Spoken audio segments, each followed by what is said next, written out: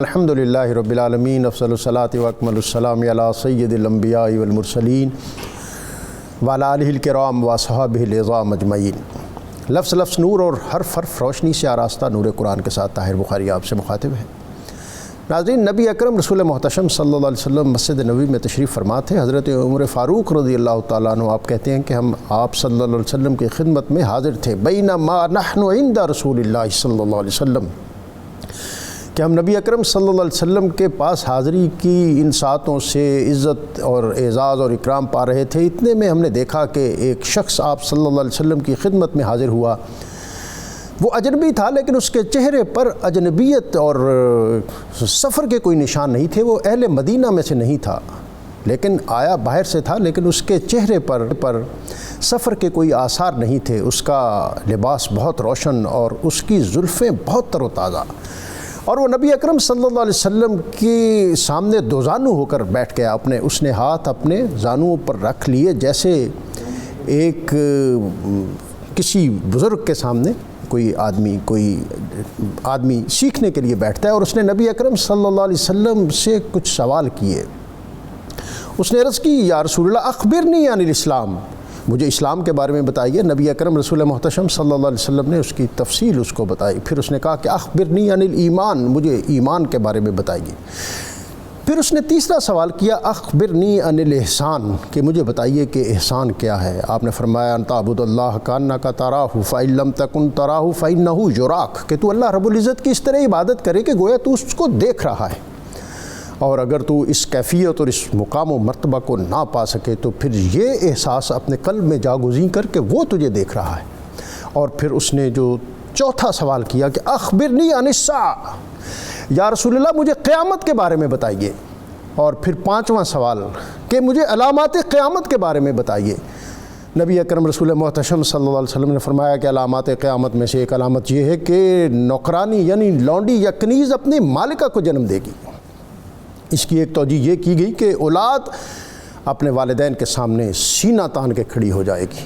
وہ اولاد جس کو کندھے جھکا کے اور سب مسو ہو کر اپنے والدین کے سامنے رہنا تھا، اور اس اولاد میں سے بھی بیٹی جس کو شائستگی کا اور پاکیزگی کا اور ادب اور احترام کا ایک منبع سمجھا جاتا ہے، وہ اپنی ماں کے سامنے اس طرح اس سے بات کرے گی جیسے مالکہ کے ساتھ مالکہ اپنی لونڈی سے بات کرتی ہے۔ اور پھر نبی اکرم رسول محتشم صلی اللہ علیہ وسلم نے فرمایا کہ علامات قیامت میں سے ایک علامت یہ بھی ہے کہ جب برہنہ پاؤں اور ننگے بدن والے مفلس چرواہے اونچی اونچی عمارات بنائیں گے، محلات کھڑے کریں گے، اور ان عمارات کو بنانے میں پھر ایک دوسرے سے سبقت لے کے جائیں گے۔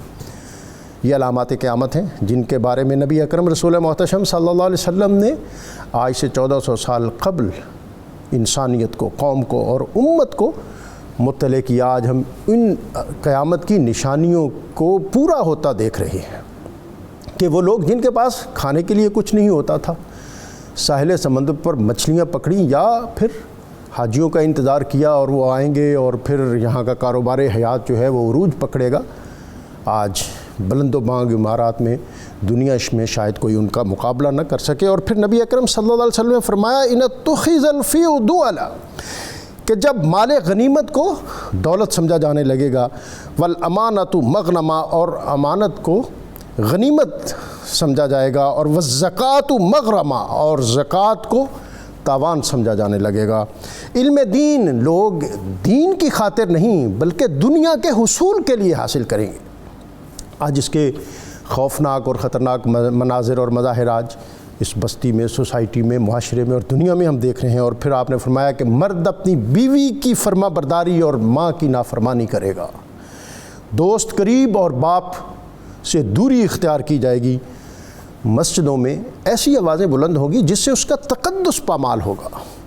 اور پھر آپ نے فرمایا کہ قبیلے کا سردار، ان کا جو سب سے قبیح اور بدکار شخص ہے وہ ہوگا، اور لوگوں سے ان کے عزت اور اعزاز کے سبب نہیں بلکہ ان کے شر سے بچنے کے لیے ان کی عزت کریں گے۔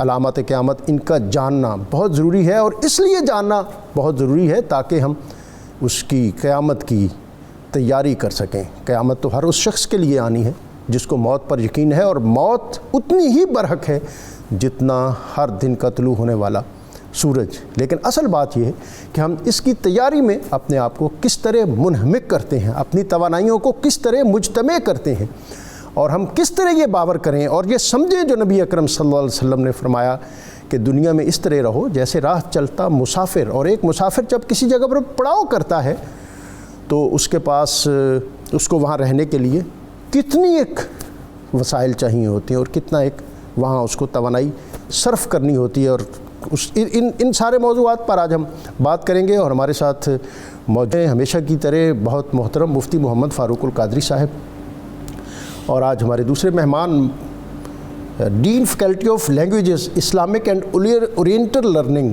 GC university doctor Muhammad Sultan Shah صاحب، اور اللہ رب العزت کی بارگاہ میں حمد اور سیدہ کائنات سلام اللہ علیہا کی بارگاہ میں ہدیہ منقبت پیش کرنے کے لیے ہمارے ساتھ موجود ہوگے صغیر احمد نقشبندی صاحب۔ ان کی طرف جانے سے قبل آج کا اسم مبارک المتکبر، بہت عظمت اور بہت بزرگی والا، غرور و تکبر تیری چیز ہے، رہی عاجزی وہ میری چیز ہے۔ انسان جب اپنے دائرے سے بڑھتا ہے اور پھر کبر کی چادر اوڑھ کر پھر ایسے دعوے کرتا ہے کہ جس سے جو اس کے دائرے میں نہیں آتے، تو پھر دنیا دیکھتی ہے کہ ایسے لوگ جو ہیں وہ کس طرح ذلت کی پستیوں میں گر جاتے ہیں۔ اللہ تعالی ہمیں اللہ رب العزت کی بارگاہ میں ہمیشہ اپنی جبین نیاز جھکائے رکھنے کی توفیق عطا فرمائے۔ مفتی صاحب، آج کا موضوع، ایک تو پچھلے جو پروگرام میں ہم نے بھی علامات قیامت کا ذکر کیا، یاجوج ماجوج کا بہت تفصیل سے ذکر کیا، دعوت الارض اور اس طرح کی دیگر چیزیں، اور آج جو ہے وہ بالخصوص جو سورہ محمد اس کی آیا فَهَلْ يَنْظُرُونَ إِلَّا السَّاعَةَ، تو اب یہ منکر لوگ صرف قیامتی کا انتظار کر رہے ہیں کہ ان پر اچانک آ پہنچے۔ سو واقعی اس کی نشانیاں قریب آپ پہنچی ہیں جناب۔ بسم اللہ الرحمن الرحیم۔ ڈاکٹر صاحب، آج جن نشانیوں کا بطور خاص آپ نے تذکرہ کیا اور ہم کرنے جا رہے ہیں، یہ قیامت کی ان نشانیوں سے ہٹ کر ہیں جو بڑی نشانیاں ہیں، جو ہم گزشتہ پروگرام میں ڈسکس کر چکے ہیں۔ یہ وہ نشانیاں ہیں جن کا ہماری عمومی معاشرتی اور گھریلو زندگی سے بڑا گہرا تعلق ہے۔ ہمارا آج کے پروگرام کا ایک خاص مقصد ہے، اور وہ یہ ہے کہ یہ جو خرابیاں ہیں جو قرب قیامت کی علامات میں سے ہیں، جس کا سورہ محمد کی آیت نمبر 18 میں آپ نے ابھی ذکر کیا، فقط جاء اشراطها، کہ وہ قیامت کی نشانیاں ظاہر ہو چکی ہیں، آ گئی ہیں۔ یہ وہ خرابیاں ہیں کہ ان سے اگر ہم نے اپنے آپ کو اور اپنے معاشرے کو نہ بچایا تو اس کے نتائج بڑے ہولناک، اس کی سزائیں بہت اذیت ناک، اور اس کا ظاہری اور باطنی زوال بڑا گہرا ہے۔ اس لیے ہم اس کا تذکرہ کر رہے ہیں کہ ہم ان سے پناہ مانگ سکیں اور ان سے بچنے کی تدابیر کر سکیں، اور آخرت کی تیاری کا اہتمام بھی ہو، اہتمام آٹومیٹیکلی ہو جائے گا۔ اور نمبر 2، اگر ہم من حیث المعاشرہ نہ بچ سکیں تو کم از کم ذاتی طور پر سننے والا اپنا ذہن اور فکر یہ تیار کر سکے کہ میں نے ان خرابیوں سے اپنی ذات کو، اپنی فیملی کو، اپنے احباب کو، اپنے ماتحتوں کو بچانے کی تدبیر کرنی ہے۔ اس سلسلے میں ہم سب سے پہلے جامع ترمذی کی ایک حدیث، جس کو آپ نے بھی ذکر کیا، اسی کو بنیاد بناتے ہیں۔ لیکن اس حدیث کا سب سے آخر والا حصہ میں پہلے بیان کرنا چاہوں گا، تاکہ ہمیں پتہ چلے کہ یہ نشانیاں اور یہ خرابیاں ہمیں کن بھیانک اور ہولناک عذابات میں مبتلا کریں گی، اور ہم ہو رہے ہیں۔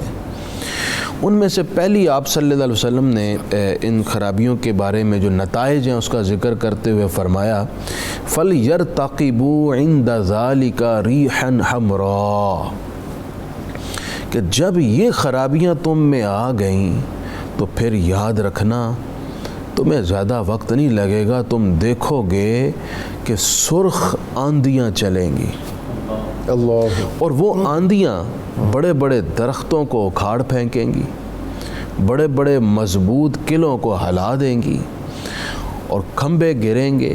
آپ دیکھتے ہیں ڈاکٹر صاحب جب آندھی چلتی ہے درخت کس طرح اکھڑ کر گاڑیوں کے اوپر گرتے ہیں۔ اچھا خاصا آدمی بڑے عزائم اور خواب لے کر جا رہا ہوتا ہے، اور اچانک کہیں سے درخت کی ٹہنی، کہیں سے کوئی شے اڑ کر لگتی ہے اور وہ اس کی جان ختم ہو جاتی۔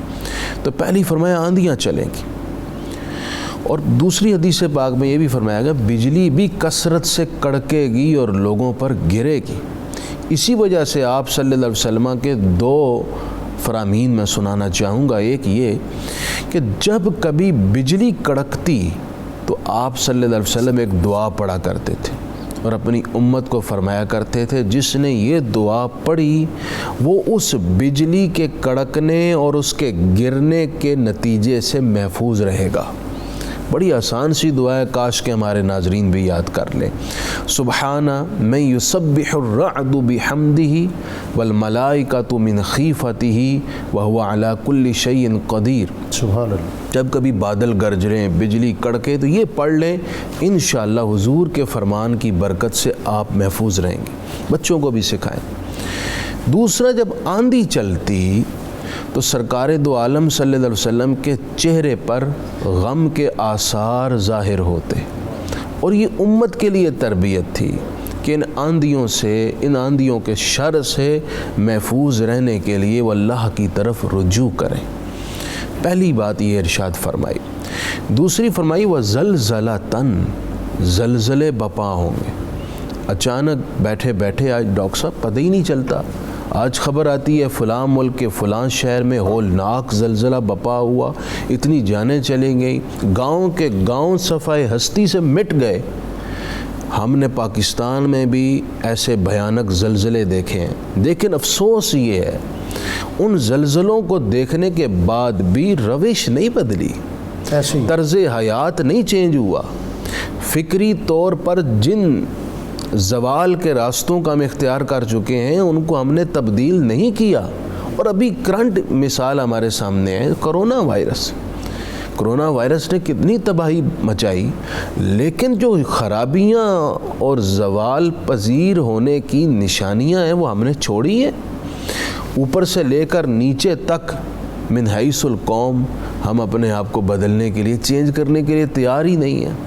ہم وہی لوگ ہیں جو کرونا وائرس سے تڑپتے لوگوں کو دیکھ کر بھی رحم نہیں کر رہے، پھر بھی ہم نے میڈیسن 100 روپے والی 1000 میں بیچنی ہے، چند ہزار کے ٹیکے کو ہم نے لاکھوں روپے میں فروخت کرنا ہے۔ ہم کیسے لوگ ہیں جو ہم لوگوں کے دکھ اور تکلیف کو بھی اپنے لیے تجارت کا ذریعہ بنا لیتے ہیں؟ اور آنے والے دنوں میں ہم لوگ کہتے ہیں کہ جی کاروبار تو رہا ہی سارا جو ہے وہ میڈیسن کا گیا۔ ڈاکٹر صاحب آج کے موضوع کے حوالے سے میں چاہوں گا کہ آپ اپنی گفتگو ہمیں عطا فرمائیں، اور پھر یہ قیامت کی نشانیوں میں سے ایک یہ بھی ہے کہ آدمی کے شر سے بچنے کے لیے لوگ اس کی عزت کریں گے، اور حضرت علی المرتضیٰ کرم اللہ تعالیٰ وجہ الکریم کا پھر فرمان اس سے آگے بعد میں ہم اس پر بھی آپ سے رہنمائی لیں گے۔ جناب جی بسم اللہ الرحمن الرحیم۔ ڈاکٹر صاحب گزارش یہ ہے کہ یہ جو علامات ہیں جن پر آج ہم گفتگو کر رہے ہیں یہ دو طرح کی ہیں۔ ایک تو وہ جو کرۃ الارض پہ نمودار ہوں گی قیامت کے نزدیک، اور دوسرا ہے کہ ہمارے کردار کے اندر جو تبدیلیاں رونما ہوں گی۔ میں دوسرے حصے پہ بات کروں گا، زلزلے آنا۔ کچھ چیزیں تو وہ ہیں جن کو ہم ناپ تول سکتے ہیں، اور کچھ ہیں جو ہم ویژولائز کر سکتے ہیں یا اس کی اسیسمنٹ کر سکتے ہیں۔ ایگزیکٹ 2 اور 2 4 کسی فزکس کیمسٹری میں نہیں آ سکتی۔ یہ اگر کوئی یہ کہے کہ ان نشانیوں سے بالکل ایگزیکٹ وقت کی تعیین ہو سکتی ہے تو بہت مشکل ہے۔ اور ہمیں یہ بھی ساتھ یاد رکھنا چاہیے، صحیح مسلم شریف کی حدیث ہے کہ جب تک ایک بھی اللہ اللہ کرنے والا ہوگا اس وقت تک قیامت بپا نہیں ہوگی۔ سبحان اللہ۔ یعنی جب تک اللہ اللہ کرنے والے ہیں، اللہ کا نام بلند ہو رہا ہے، لوگ نمازیں پڑھنے والے ہیں، ذکر اذکار کرنے والے ہیں، اللہ کا نام لینے والے ہیں، اللہ کے نام پہ خیرات کرنے والے ہیں، تو اس وقت تک یہ ایسا نہیں ہوگا۔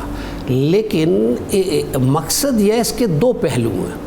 ایک تو یہ ہے کہ ایگزیکٹ قیامت کے قریب یہ ہوگا، دوسرا یہ ہے کہ اگر لمبی زندگی چاہتے ہو، اگر چاہتے ہو کہ قیامت مؤخر ہو اور آگے چلی جائے نفسیاتی طور پہ، تو پھر یہ ہے کہ ان خرابیوں کے نزدیک نہیں جانا، ان کا تدارک ہونا چاہیے، ان کا تدارک۔ اچھا، ان میں یعنی آپ دیکھیں ان میں ایک تو حرام کمائی ہے، وہ امانت میں چاہے خیانت ہو، چاہے کوئی اسٹیٹ کے کسی عہدے پہ فائز ہے اور وہ اپنی غلط طریقے سے مال کما رہا ہے۔ ڈاکٹر صاحب یہ جو آپ نے بات فرمائی ہے میں چاہوں گا کہ اس پر تفصیل سے بتائیں، کیونکہ ہم یہ امانت کو بڑے محدود معنوں میں سمجھتے ہیں کہ کسی نے کوئی چیز دی اس کو اسی طرح واپس کر دی، یہ امانت ہے۔ نہیں، یہ صرف امانت یہ نہیں ہے۔ اگر کوئی شخص اس کے وہ کسی ملک کا سربراہ ہے تو اس کے پاس بھی امانت ہے، اور اگر کوئی شخص کہیں امین ہے بیت المال وغیرہ کا، وہ بھی یعنی ایک امانت ہے اس کے پاس۔ اگر کوئی اولو الامر ہے، بیت المال سے مراد یہ کہ آج کا اسٹیٹ بینک ہے، آج کا اسٹیٹ آج بینک ہے، کی جو لوگوں کی، ڈاکٹر صاحب ہر لیول پہ ہے، ہر آفس میں بجٹ ہوتا ہے، تو جہاں بھی بجٹ ہوتا ہے اس بجٹ کا کیسے استعمال کرنا ہے، جو گائیڈ لائن ہیں گورنمنٹ کی، ان کو جب ہم وائلیٹ کرتے ہیں تو ہم بددیانتی کر رہے ہوتے ہیں۔ حتیٰ کہ ڈاکٹر صاحب یہ بھی بددیانتی ہے کہ سرکاری کاغذ شام کو مختلف دفاتر کے لوگ جیبوں میں ڈال کے گھر لے آتے ہیں، اپنے بچوں کو دیتے ہیں، اسٹیشنری لے آتے ہیں، یہ چھوٹی بددیانتی سے ہی بڑی بددیانتی شروع اور انہی چیزوں سے پھر گھروں میں بھی بے برکتی۔ اچھا، میں ایک بات خاص طور پہ عرض کرنا چاہوں، قیامت کے قریب جھوٹ بہت ہوگا، جھوٹی گواہیاں بہت ہوں گی۔ حضور مسلم شریف کی حدیث ہے، حضور علیہ الصلوۃ والسلام نے فرمایا کہ کبائر جو ہیں وہ 4 ہیں۔ سب سے پہلے اللہ کے ساتھ کسی کو شریک ٹھہرانا، دوسرا ناحق قتل کرنا، تیسرا ماں باپ کی نافرمانی کرنا، اور چوتھا جھوٹی گواہی دینا۔ ہمارا مسئلہ یہ ہے کہ ہم جھوٹ کو تو گناہ سمجھتے ہی نہیں ہیں۔ ظلم کی انتہا تو اس کے بغیر کاروبار نہیں چلتا، اس کے بغیر کاروبار نہیں چلتا۔ اللہ تعالیٰ فرما رہے ہیں کہ جھوٹ بولنے سے باز آ جاؤ، جھوٹ بولنے والے پہ لعنت، لیکن اس کے باوجود یہ صغیرہ گناہ نہیں ہے، یہ کبیرہ گناہ ہے۔ اور مومن کے حوالے سے تو بالکل یہ ہے کہ وہ جھوٹا نہیں ہو سکتا، وہ جھوٹا ہو ہی نہیں سکتا۔ حضور علیہ الصلوۃ والسلام کے سامنے ایک صحابی نے عرض کی، یا رسول اللہ صلی اللہ علیہ وسلم، کیا آپ کا ایک امتی جو ہے وہ بزدل ہو سکتا ہے کہ جب میدان جنگ میں وہ ہو تو وہاں سے بھاگ آئے؟ تو آپ صلی اللہ علیہ وسلم نے فرمایا ہاں ہو سکتا ہے۔ پھر کہ آپ کا امتی کنجوس ہو سکتا ہے؟ آپ صلی اللہ علیہ وسلم نے فرمایا ہو سکتا ہے۔ تیسرا سوال کیا کہ آپ کا امتی جھوٹا ہو سکتا ہے؟ آپ صلی اللہ علیہ وسلم نے فرمایا لا، اللہ، میرا امتی جھوٹا نہیں ہو سکتا۔ تو ڈاکٹر صاحب یہ کوئی معمولی بات نہیں ہے۔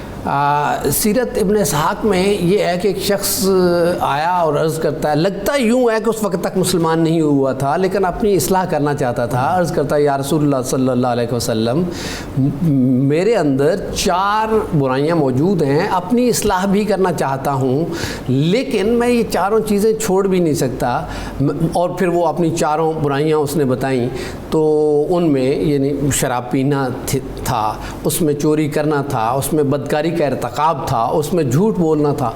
حضور علیہ الصلوۃ والسلام نے فرمایا میرے ساتھ وعدہ کرو کہ روزانہ آ کے مجھے اپنی رپورٹ دو گے، لیکن جہاں اور وعدے عرب وعدے کے بڑے پکے ہوتے تھے، اور حضور علیہ الصلوۃ والسلام نے فرمایا آخری بات چھوڑ دو۔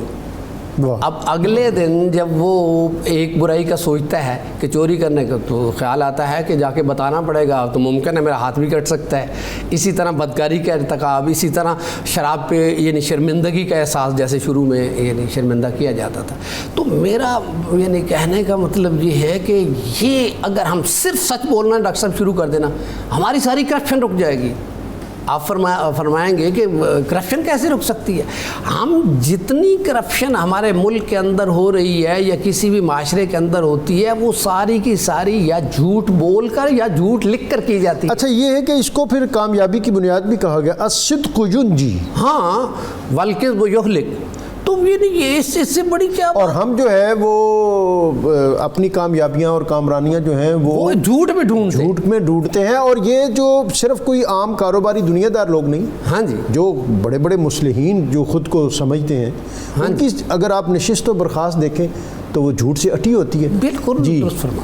مفتی صاحب. جی ڈاکٹر صاحب، میں جو حدیث پاک ذکر کر رہا تھا اس میں آخری کلمات پیش کر رہا تھا کہ قیامت کے قریب جو خرابیاں ہوں گی اس کے نتائج کیا ہوں گے. جی اس میں زلزلہ بھی فرمایا، ساتھ فرمایا انتہائی عبرتناک بات ہے، فرمایا مسخن، لوگوں کے چہرے تبدیل ہو جائیں گے.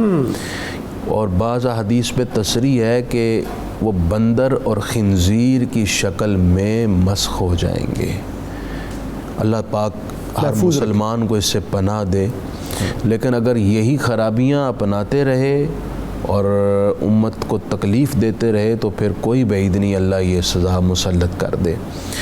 اس کے ساتھ فرمایا کہ وخسفاً، اللہ تعالیٰ بعض لوگوں کو زمین کے اندر دھسا دے گا. گزشتہ امتوں میں چہرے بھی مسخ ہوئے ہیں، زمین کے اندر بھی دھسائے گئے ہیں، جیسے قارون وغیرہ کو. اس امت میں بھی یہ عذاب دہرایا جائے گا ان خرابیوں کی وجہ سے.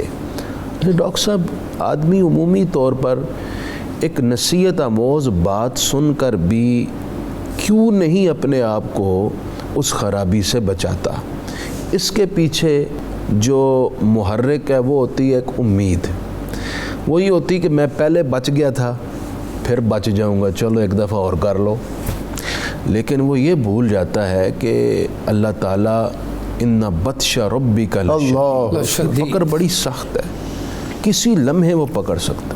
اور قیامت کی علامتوں میں سے ایک یہ بھی ہے اچانک موت عام ہو جائے گی. یعنی اچانک ناگہانی موت جسے کہتے ہیں. ہم یہ جو آج کل ہو رہی ہیں اس کو بھی اچانک کیسے؟ یہ تو اچانک کے زمرے میں اس لیے نہیں آئے گی کہ بندہ پہلے بیمار ہوتا ہے، کئی دن پھر وہ اس بیماری میں مبتلا رہتا ہے. اچانک موت کا مطلب یہ ہے جیسے ہم گفتگو کرتے ہیں، یار وہ رات تو بڑا اچھا خاصا ہمیں ملا تھا اور اچھا خاصا سویا، اچانک صبح کے وقت خبر آئی جناب کہ ہم نے کمرہ کھولا تو اندر موت تھی. یہ بے شمار ہمارے ارد گرد اگر ہم غور کریں تو ایسی اموات کی کثرت ہے، اچانک موتیں. اور نبی کریم صلی اللہ علیہ وسلم نے خود اچانک موت سے پناہ مانگی ہے، کیونکہ اچانک موت کے بیٹھا ہوا اچانک ہی بندے کی روح پرواز کر گئی. نہ کلمہ پڑھ سکا، نہ وصیت کر سکا، نہ بچوں کو اچھی راہ کی تلقین کر سکا. تو یہ بڑی عجیب سی موت ہے، تکلیف دہ موت ہے، بہت محرومی والی موت ہے. اس لیے اس موت سے پناہ مانگی گئی ہے. ایک تو اس موت سے پناہ مانگنی چاہیے، نمبر 2 اچانک موت سے بچنے کی تدبیر بھی کرنی چاہیے. دو اعتبار سے، ایک تو اپنی صحت کا خیال رکھنا چاہیے، نمبر 2 جو احادیث میں وظائف دیے گئے ہیں وہ ضرور پڑھنے چاہیے. اچانک موت سے بچنے والی دعائیں پڑھنی چاہیے. اور ایک جو مشائخ نے کہا ہے کہ ہر رات کو سوتے ہوئے آخر میں سورہ کافرون پڑھنی چاہیے. سورہ کافرون سے ایک تو موت ایمان پر ہوگی اور اچانک موت سے بندہ بچے گا. اسی طرح اپنی صبح کا آغاز کرے تو باوضو ہو کر سورہ کافرون پڑھ لیا کریں. اس صورت کی برکت سے وہ ایمان پر رہے گا اور اچانک موت کے شر سے یہ آج بالکل آپ نے نئی بات بتائی ہے کہ رات سوتے ہوئے آخری کام جو ہے وہ سورہ کافرون پڑھنا اور صبح اٹھتے ہوئے پھر سورہ کافرون. حضور اللہ صلی اللہ علیہ وسلم کے زمانے میں ایک شخص مسجد نبوی شریف میں بیٹھا تھا، اچانک دم نکل گیا. تو صحابہ نے کہا یا رسول اللہ صلی اللہ علیہ وسلم کتنی اچھی موت ہے کہ کوئی تکلیف نہیں ہوئی. آپ صلی اللہ علیہ وسلم نے فرمایا کہ ایسا نہ کہیں، بلکہ اگر وہ بیمار ہوتا تو اللہ تعالیٰ اس کی بیماری کے ذریعے اس کو گناہ معاف فرما دیتا. گناہ معاف فرماتا، آخرت کی فکر ہوتی اور کچھ اپنے آپ کو زیادہ مستعد کرتا آخرت کے حوالے سے. اچھا ڈاکٹر صاحب، چونکہ یہ علامات کافی ہیں اور میں چاہتا ہوں کہ تھوڑی تھوڑی سب پر کمنٹری ہو جائے. جی جی. یہ جو ہے کہ بیوی جو ہے، مرد اپنی بیوی کا فرما بردار ہوگا اور ماں کی نافرمانی کرے گا، یہ بڑا اہم موضوع ہے ہماری سوشل لائف کا. لیکن بدقسمتی سے یہ جو رشتے ہیں اللہ تعالیٰ نے بنائے ہیں، پہلا آپ کا رشتہ آپ کی ماں سے ہے اور دنیا میں ماں اور باپ سے زیادہ کوئی محبت کرنے والا نہیں ہو سکتا. اللہ اکبر. تو اس کے بعد بیوی بعد میں آتی ہے. باپ سراندہ تاج محمد، ماما ٹھنڈیاں. بہت اچھا. تو جب آپ کی اہلیہ آتی ہے، آپ شادی کرتے ہیں، یقیناً وہ ایک ازدواجی رشتہ جو ہے اس کی بڑی امپورٹنس ہے. یہاں امپورٹنس یعنی اہمیت اس چیز کی ہے کہ آپ کیسا بیلنس رکھتے ہیں ان دونوں رشتوں کے درمیان. والدہ محترمہ کا احترام اپنی جگہ پہ کرنا ہے، یعنی اور اپنے والد صاحب کا احترام اپنی جگہ پہ کرنا ہے. ڈاکٹر صاحب، یہ جو توازن والی بات آپ فرما رہے ہیں نا، اصل میں تو ساری کائنات اسی حسن توازن کے سبب ہی سروائیو کر رہی ہے. انفرادی زندگی ہو، اجتماعی زندگی ہو، دینی زندگی ہو، اصل جو میں سمجھتا ہوں کہ اس وقت بحران ہے مختلف شعبوں میں، اعتقادی سطح پر، نظریاتی سطح پر، معاشرتی سطح پر، اس عدم توازن ہی کا نتیجہ ہے. درست. اور ہم اپنے اکابرین کو جو دیکھتے ہیں، انہوں نے تو اسی توازن اور تنی ہوئی رسی پہ چل کر امت کی رہنمائی کی ہے. ایسا ہی ہے. اور ہم ایک طبقے کو بچانے کے لیے دوسرے کے ساتھ جو ہے کوئی توہین کر بیٹھتے ہیں. اس میں ایک دوسرا پہلو بھی ہوتا ہے. جو صاحب ثروت ہوتا ہے اس کے لیے ذرا کم مسائل ہوتے ہیں، جس کے پاس کم وسائل ہوتے ہیں وہ اپنے والدین کے حوالے سے اور اپنی بیوی کے حوالے سے وہاں توازن رکھنا اور مشکل ہو جاتا ہے. اور بعض اوقات وہ سمجھتا ہے کہ میرا پہلا حق میرے بیوی بچے ہیں، حالانکہ ایسا نہیں ہے.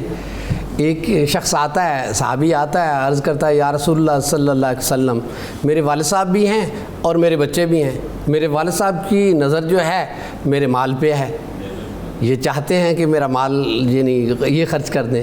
تو حضور علیہ الصلوۃ والسلام نے بڑی خوبصورتی سے فرمایا کہ تو اور تیرا مال جو ہے وہ تیرے باپ کا ہے. اللہ اکبر. ہاں، انتا و مالو کا لابی ہے، یہ حضور علیہ الصلوۃ والسلام نے فرمایا. اچھا، میں ایک باقاعدہ اس میں مفتی صاحب، آپ جب بریک سے واپس آؤں گا تو اس پر آپ بالکل واضح انداز میں ایک فقہی مسئلے کے طور پر آپ بتائیں گے کہ ایک باپ جو ہے وہ اپنے بیٹے کے مال میں سے کتنا تصرف کر سکتا ہے، اور بیٹے کے ذمے ایسا باپ جو ظاہر ہے ایک بالکل ریٹائرڈ لائف گزار رہا ہے، عملی طور پر وہ مستعد نہیں ہے اس طرح، تو وہ بیٹا جو ہے اپنے باپ کے کن کن امور کا شرعی اور دینی طور پر وہ اس کے ذمہ چیزیں ہیں.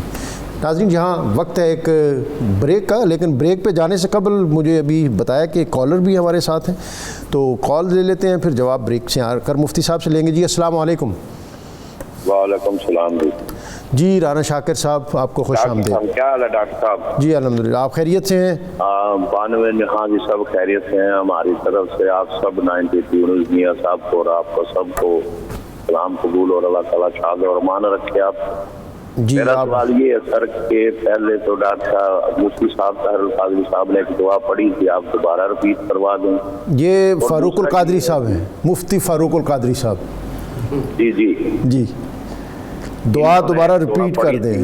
ویسے تو دوبارہ کے اندر ہی ریپیٹ موجود ہے، لیکن میں تاکید مزید کے طور پر کہہ رہا ہوں. جی، اور دوسری یہ ہے جی، آج جو حلال رزق میں اس میں برکت بہت زیادہ ہے، لیکن آج لوگ شیشے کے مکانوں کی طرف زیادہ دیکھتے ہیں. جیسے آپ نے شروع میں ارشاد فرمایا کہ بھائی شیشے کا مکان مچھیرے بنا لیں گے، اس سے کیسے بچا سکتا ہے حلال رزق؟ بڑی کمزرفی کا مظاہرہ کرتے ہیں لوگ.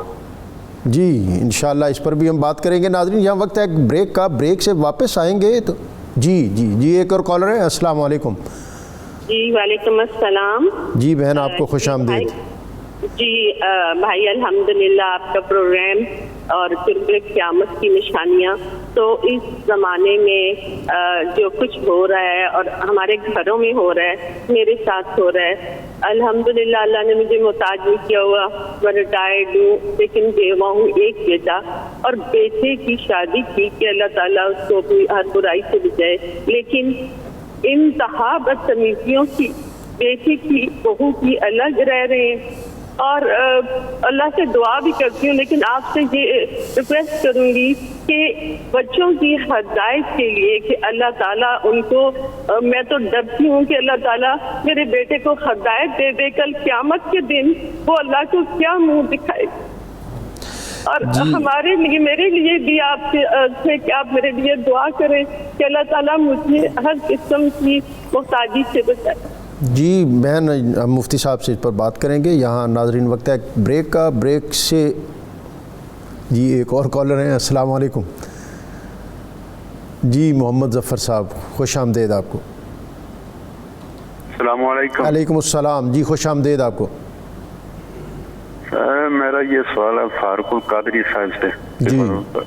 کہ یہ جو موجودہ دور جس میں بہت سی علامات ظاہر ہو چکی ہیں, جی, تو اس دور سے قرآن اور حدیث کے لحاظ سے یہ امام مہدی کا دور کتنا دور ہوگا, اور اس دور میں کیا کیا جائے؟ یا نفسا نفسی ہے, ہر طرف برائی ہے, برکت بھی اٹھ چکی ہے, محبت آپس میں یہ ختم ہو چکی ہے, اس دور میں کیا کیا جائے؟ جی, امام مہدی کا ظہور کب ہوگا اور یہ نفسا نفسی اور مادیت پرستی اور دہشت اور وحشت, ان حالات میں دین ہمیں کیا رہنمائی دیتا ہے, اس پر ہم بریک سے جب واپس آئیں گے تو اس پر بات کریں گے. یہاں وقت ہے ایک بریک.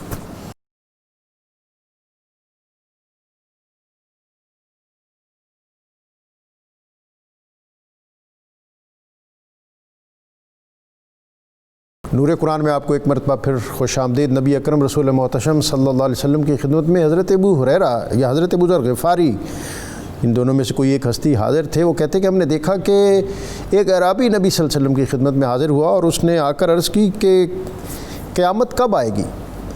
نبی اکرم صلی اللہ علیہ وسلم نے فرمایا کہ جب امانتوں کو ضائع کر دیا جائے گا. تو اس نے عرض کی یا رسول اللہ, امانتوں کے ضائع کیے جانے سے کیا مراد ہے؟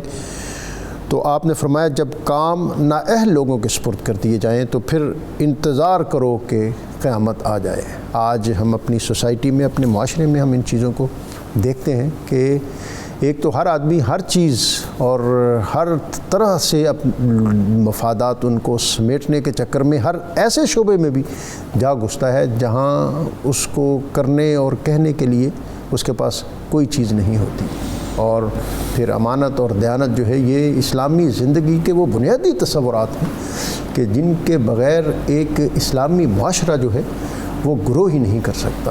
آج ہم اس پر بات کر رہے ہیں اور علامات قیامت میں سے دیگر جو اہم علامات ہیں ان میں کہ لوگ زکوٰۃ جو ہے اس کو ایک دینی فریضہ نہیں سمجھیں گے بلکہ سمجھیں گے کہ شاید یہ ہم سے تاوان وصول کیا جا رہا ہے. اور آج واقعتاً جب ہم لوگوں سے بات کرتے ہیں, دیکھتے ہیں, تو وہ لوگ جن کو اللہ تعالیٰ نے دولت اور ثروت سے سرفراز کر رکھا ہے, اس کی بے شمار نعمتیں ان پر ہیں, لیکن جب سال کے بعد زکوٰۃ دینے کا مرحلہ آتا ہے تو ان کی طبیعت بھی قدرے اداس ہوتی ہے. اس پر بھی ہم آج علماء سے رہنمائی لیں گے کہ کس طرح یہ جذبہ اور اسپرٹ پیدا ہو کہ ہم خوش دلی سے یہ سارے کام کریں.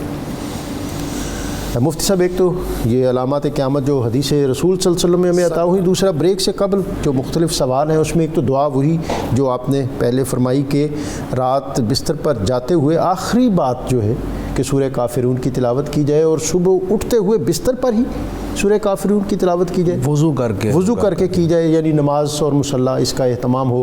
اور اگر یہ توفیق ملے تو پھر سبحان اللہ کیا کہنے. اور دوسرا جو ہے ایک ہماری بہن نے اپنے دکھ کا اظہار کیا ہے کہ یہ درد بھی ہے اور کرب بھی ہے کہ آج سوسائٹی جو ہماری توڑ پھوڑ کا شکار ہے کہ وہ والدین جنہوں نے ساری زندگی اپنی محبتوں کا سایہ کیے رکھا, اپنی اولاد پر ایک سائبان بن کے رہے اور کبھی جو زندگی کی تلخی ہے اس کی دھوپ کبھی ان پر نہیں پڑنے دی, اور جب وہ بڑھاپے پہ پہنچے تو پھر اولاد جو ہے وہ آنکھیں پھیر لیتی ہے. اس کے بارے میں انہوں نے کہا ہے کہ دعا بھی کریں ان کے بیٹے کے بارے میں, بہو کے بارے میں. اور تیسرا جو ہے ظفر صاحب نے یہ پوچھا ہے کہ علامات قیامت میں سے امام مہدی کا ظہور, اس حوالے سے جناب. اب پہلی جو میں نے دعا سنائی تھی وہ بجلی کے حوالے سے تھی, میں وہ دہرا دیتا ہوں کہ بجلی کڑکے اور گرے تو بندہ اس سے محفوظ رہے. سبحانہ من یسبح الرعد بحمدہ والملائکۃ من خیفتہ وہو علی کل شیء قدیر. جب پروگرام یہ یوٹیوب پہ اپلوڈ ہوگا تو وہاں سے بھی یہ دعا سن سکتے ہیں. دوسری جو میری بہن نے اپنے بیٹے کے لیے کہا, ڈاکٹر صاحب میں سمجھتا ہوں وہ اولاد بڑی بدقسمت ہے جس کی وجہ سے اس کی ماں یا باپ کی آنکھوں میں آنسو آ جائے. اس سے بڑی اس کے لیے نالائکی اور شرم کی بات ہو ہی نہیں سکتی. توبہ کرے فوراً, کیونکہ نبی پاک علیہ السلام نے فرمایا رضا اللہ فی رضا الوالدین. جب تک ماں باپ راضی نہیں ہوتے اس وقت تک خدا راضی نہیں ہوتا. چاہے ارب ہا روپیہ صدقہ و خیرات کر لے, چاہے وہ دنیا میں جتنا کامیاب اور کامران ہو جائے، اگر ماں باپ نہ خوش اور ناراض تھے سب بیکار ہے، قبر کے اندر عذاب ہے اور آخرت میں عذاب ہے، تکلیف ہی تکلیف ہے، نامرادی نامرادی نامرادی ہے۔ دوسری ماں کا دیکھیں دل کتنا بڑا ہے، وہ اس کے باوجود یہ کہہ رہی ہیں کہ میں اس کے لیے یہ سب اس لیے درد رکھتی ہوں کہ اللہ اس کی پکڑ نہ کر لے۔ اس حالت میں بھی ماں باپ یہ سوچتے ہیں کہ ہماری وجہ سے اس کی گرفت نہ ہو جائے، پکڑ نہ ہو جائے۔ یہ دل اللہ نے ماؤں کو ہی دیا، باپ کو ہی دیا ہے کہ اولاد جتنی بھی گناہ گار اور نالائق کیوں نہ ہو، پھر بھی اس کے ساتھ خلوص ہی رکھتے ہیں۔ اتنا خلوص والا بے غرض رشتہ کائنات میں اور کوئی نہیں ہے جو ماں باپ کا اولاد کے ساتھ ہے۔ اللہ ان کے بچے کو، سب کے بچوں کو ہدایت دے۔ ڈاکٹر صاحب یہ خبریں ہم اپنے ارد گرد روز سنتے ہیں۔ ایک باپ تو یہ کہنے لگا کہ میرا بیٹا میرے سر پر جوتے مار لے لیکن لوگوں کے سامنے مجھے ذلیل نہ کیا کرے۔ یہاں تک میں نے ایک باپ کے جملے سنے تو میرا دل دہل گیا کہ آج معاشرہ کہاں پہنچ گیا ہے، اس معاشرے کے اندر سکون پھر کیسے آئے۔ تیسرا سوال جو امام مہدی کے ظہور کے حوالے سے کیا گیا ہے، ایگزیکٹ ٹائم، ڈیٹ یا سال اور مہینہ تو کوئی نہیں بتا سکتا، البتہ یہ ہے کہ وہ وقت قریب ہے کیونکہ جو کچھ ظاہر ہو رہا ہے وہ کوئی بہت زیادہ دور نہیں ہے، لیکن کب ہوگا ایگزیکٹ اللہ اور اس کے رسول کو علم ہے۔ ہمیں ایمان رکھنا ہے، جب بھی وہ آئیں گے انشاءاللہ ہم ان کے غلاموں کی صف میں ضرور شامل ہوں گے۔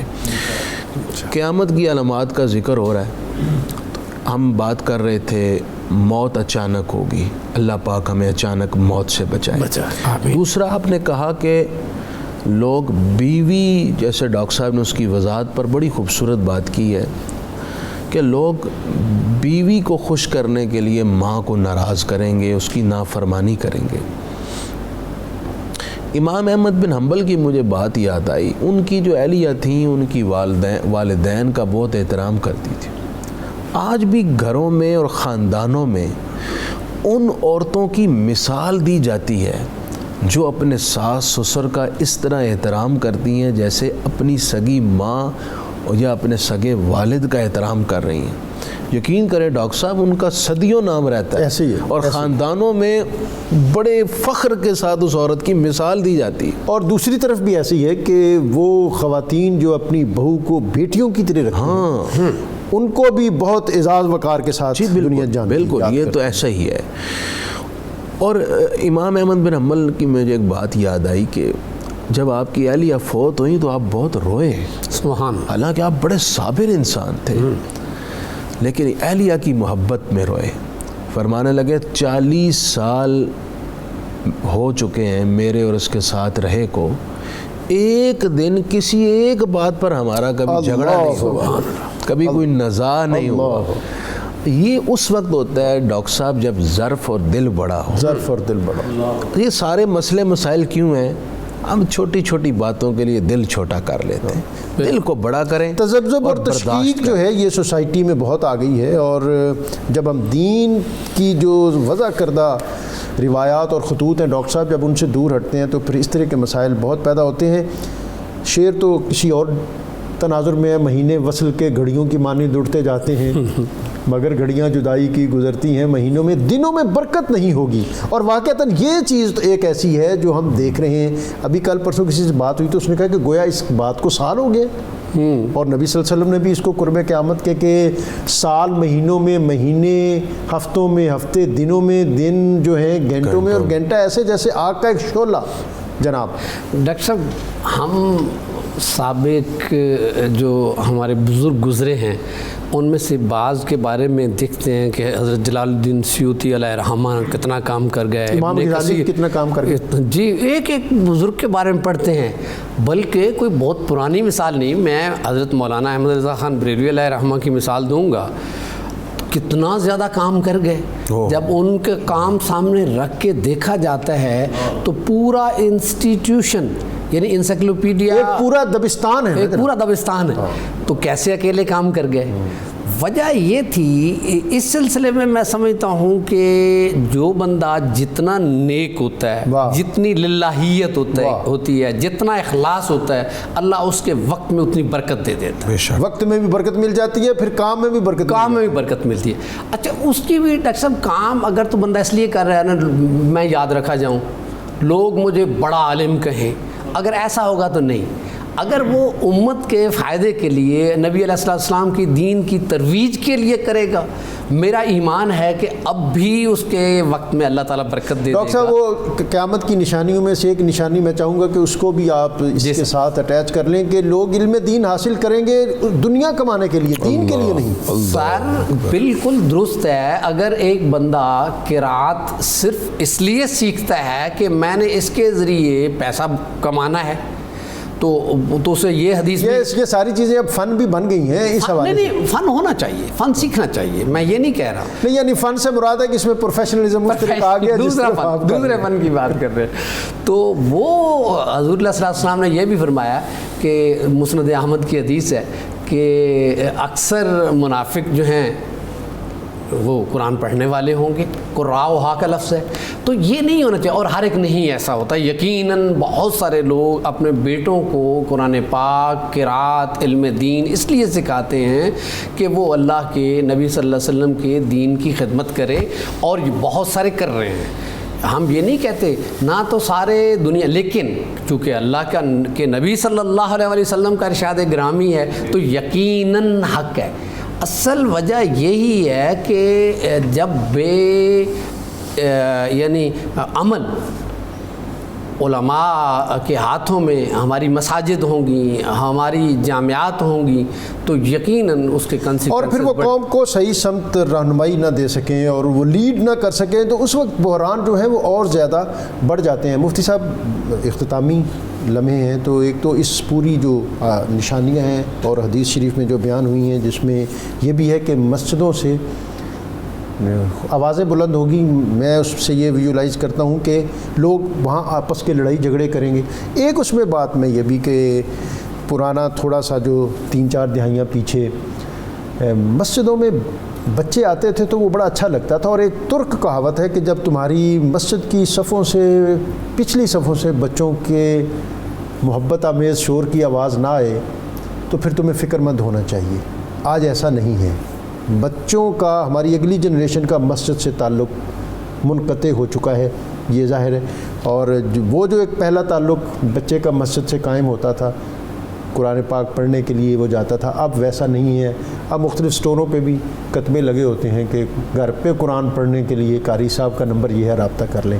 ایک تو یہ کہ مسجدوں سے آوازیں بلند ہوگی، اور دوسرا یہ ہے کہ جو قبیلے کا سردار ہے وہ بدکار ہوگی. یہ ساری جو چیزیں جو ابھی شاید اب تفصیلی وقت نہیں ہے کہ ان پر آپ، لیکن کچھ نہ کچھ نشاندہی اس پر ضرور فرما دیں. جی بالکل آپ نے بجا فرمایا. اور کنکلوڈ بھی کر دیں آج سے بچوں کا تعلق اس لیے منقطع ہوا ہے کہ باپ کا تعلق منقطع، باپ کا تعلق درست. باپ ہی نہیں جاتا تو اولاد نے کیا جانا ہے.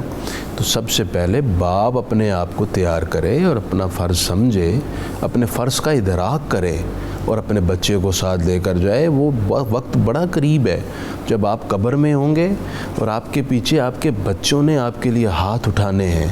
آج آپ قبرستان میں جائیں، وہ قبریں آپ کو چیخ چیخ کر یاد دلاتی ہیں اور جھنجھوڑتی ہیں. جو قبریں دھنس گئی ہیں، جن کی مٹی درست کرنے والا کوئی نہیں رہا، اس لیے کہ آج ان کی اولادیں ان کے قبر پر کبھی آئی نہیں جو آ کر ان کی مٹی کو درست کریں. تو سب سے پہلے والدین رشتہ جوڑیں. جہاں تک مساجد میں شور و شغب کی بات ہے، یہ تو ہمارا مشاہدہ ہے، اور اس کی ایک وجہ یہ ہے جو حدیث پاک میں فرمایا گیا ہے کہ قرب قیامت میں نااہل لوگ عہدوں اور منصبوں پر، اہم ترین مناصب پر متمکن ہو جائیں گے. ایک آخر میں میسج میں آج دینا چاہ رہا ہوں. ایک تو حدیث پاک میں یہ بھی ہے کہ قرب قیامت کی ایک علامت ہے، لوگ زکوٰۃ کو بوجھ سمجھ کر، تاوان سمجھ کر دیں گے، فراخ دلی سے اپنا فریضہ ادا نہیں کریں گے. جب وہ بوجھ سمجھیں گے تو ظاہری بات ہے پوری زکوٰۃ بھی نہیں دیں گے. اس وجہ سے غریب بیچارہ مارا جاتا ہے. آج کی کرنٹ حالات میں ایک میسیج دینا چاہتا ہوں. ابھی چونکہ اس برس حج آپ کو پتہ ہے موقوف ہوا ہے، جو حالات ہمارے سامنے تھے. یہ شکر ہے کہ حج ہو رہا ہے. ویسے ایک علامت قیامت کی یہ بھی ہے کہ قرب قیامت میں حج بھی ترک ہوگا، لیکن یہ وہ سال نہیں ہے. الحمدللہ حج ہو رہا ہے.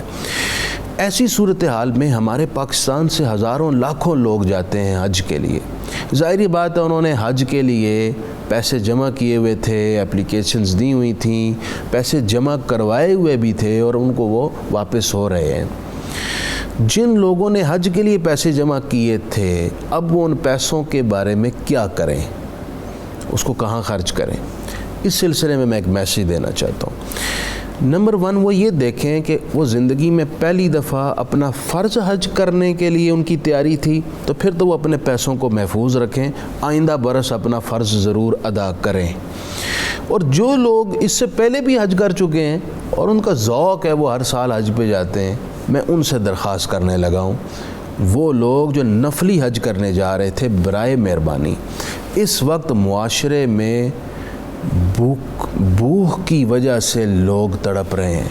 یقین جانیے ڈاکٹر صاحب، اتنی قسم پرسی، اتنی نداری اور اتنی مشکل شاید پہلے کبھی نہیں آئی، زلزلوں کے دنوں میں بھی نہیں آئی جتنی اس وقت آ چکی ہے ہمارے ملک میں. میں درخواست کروں گا ان نفلی حج کرنے والوں سے جو اس بار نہیں جا سکے، اپنے پیسوں کو غریبوں پر خرچ کریں. اور ایک میسج، ان غریبوں میں آپ جو ترتیب ہے نا اس کو نہ چھوڑیں. میرے پاس کل ایک صاحب آئے تو وہ رو رہے تھے، وہ کہہ رہے تھے کہ میرے عزیز رشتہ دار بڑے بڑے امیر لوگ ہیں لیکن وہ باہر خیرات کرتے ہیں، اپنے رشتہ داروں کو نہیں دیتے. لوگ جو ہیں معترف ہوں کہ واہ جی واہ بڑی بات ہے. مفتی صاحب میں بہت زیادہ شکر گزار ہوں، بہت بلیغ اور محبت امیز پیرائے میں آپ نے باتیں کی، دل سے کی اور دل میں اتار دی. ڈاکٹر صاحب آپ کا بہت زیادہ شکریہ، بہت زیادہ آپ مصروف ہیں، آپ نے وقت دیا، اس پر بھی آپ کا شکریہ. اور جو اختتامی اور آخری باتیں مفتی صاحب کی ہیں وہ بہت ان کو دل میں اور قلب و نظر میں جگہ دیں. اور جب کوئی آدمی اپنی منصبی ذمہ داری پوری نہیں کرتا تو پھر اس سے بحران پیدا ہوتا ہے. اور منصبی ذمہ داری کے حوالے سے جو توازن، ہم صرف جیسا مفتی صاحب نے کہا کہ یہ صرف منصب سے مراد دنیا کے منصب نہیں ہیں بلکہ جو دین کے منصب ہیں جس میں خانقاہ نشین جو ہیں ان کی اپنی ذمہ داریاں ہیں کہ وہ تزکیہ اور طہارت، اس کے سوتے ان کو اس طرح عام کرے کہ لوگ جو ہیں ان سے استفادہ کریں. اس طرح ہمارے جو محراب و منبر کے لوگ ہیں، جو دعوت و ارشاد کے لوگ ہیں، ان کو بھی توازن اختیار رکھنا چاہیے. اور یہ ہماری جو علمی روایت ہے اس کا یہ ترہ امتیاز ہے کہ جیسا حسن رضا بریلوی نے کہا تھا کہ اہل سنت کا ہے بیڑا پار اہل سنت کا ہے بیڑا پار، اصحاب رسول نجم ہیں اور نو ہے اطرت رسول اللہ کی. نبی اکرم رسول محتشم صلی اللہ علیہ وسلم کے اصحاب اور آپ کے اہل بیت اطہار رضوان اللہ علیہم اجمعین، ان کی جو اطاعتیں ہیں، ان کی جو اسلام ما اطاعت خلفائے راشدین اور ایمان ما محبت آل محمد است. ہمیں ان ذوات مقدسہ کے جو دامان کرم سے وابستگی ہمیں جس طرح اپنے بزرگوں نے عطا کی، ہمیں اسی کے تسلسل کو آگے بڑھاتے ہوئے اسے آئندہ نسلوں تک پہنچانا ہے. اور یہ ہماری منصبی ذمہ داری ہے. اللہ تعالیٰ ہمیں توازن اور علامات قیامت کے حوالے سے جو آج ہم نے باتیں کی اس سے صحیح معنوں میں استفادے کی توفیق عطا فرمائے. سیدہ طیبہ طاہرہ خاتون جنت فاطمۃ الزہراء رضی اللہ تعالیٰ عنہا سلام اللہ علیہ، ان کی بارگاہ میں ہدیہ منقبت پیش کرنے کی طرف جاتے ہوئے آج کا وظیفہ کہ جو شخص خاتمہ بالخیر چاہے تو وہ روزانہ اللہ تعالیٰ کے اسم مبارک یا آخروں کو 1000 مرتبہ پڑھے، اللہ تعالیٰ اسے خاتمہ بالخیر عطا کرے گا. سمیر احمد نقشبندی.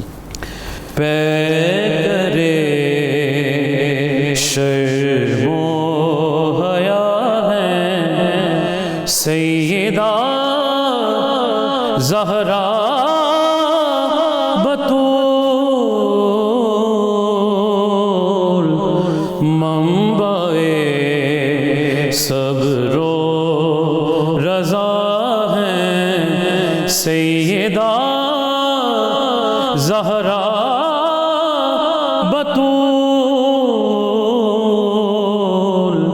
پے کرے شرم و حیا ہے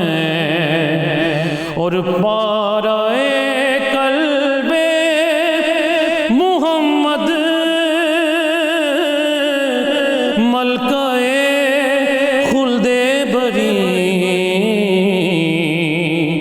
پارائے قلب محمد ملکہ خلد بری بانو شیر خدا ہے سیدہ زہرا بطول بانو شیر خدا ہے. اور حاصل کلام شعر ہے ام شبیر اور شبر والدہ سادات کی ام شبیر اور شبر والدہ سادات کی جوہر آل ابا ہیں سیدہ زہرا بطول پیکرے شرم و حیا ہے سیدہ زہرا بطول منبع صبر و رضا ہے. اور اولیاء جملہ ان کی چوکھٹ کے فقیر اولیاء جملہ ان کی چوکھٹ کے فقیر قاسم فقر و ولا ہے سیدہ زہرا بطول پیکرے شرم و حیا ہے. اور منقبت کا حق ادا منقبت کا حق ادا ہو یہ بلا ممکن کہاں معذرت ہم پر خطا ہیں سیدہ زہرا بطول معذرت ہم پر خطا ہیں. اور ام ثاقب تھی باغم دلہ کنیز فاطمہ نسلوں سے ہم تو گدا ہیں سید